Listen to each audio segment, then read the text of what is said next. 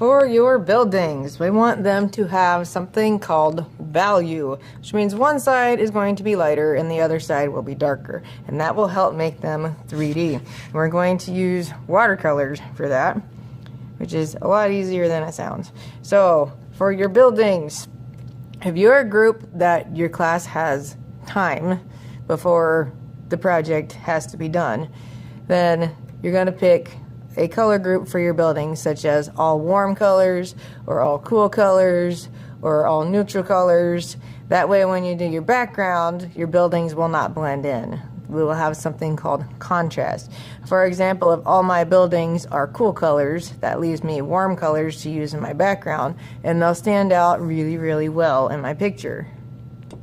If you're a class that doesn't have a lot of time before this is due, then we'll put value on your buildings, leave your sky alone, and call it done. It just depends on how much time we've got.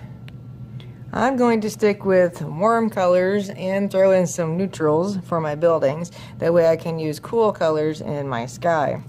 And I think I'll start with this one over here. So one side of your building you're going to paint normally. So I'm not thinning out the paint. Because we use permanent marker, we can paint over your windows.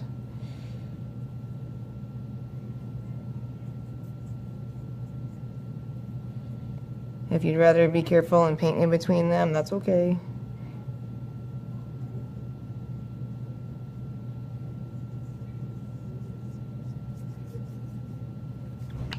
Clean brush.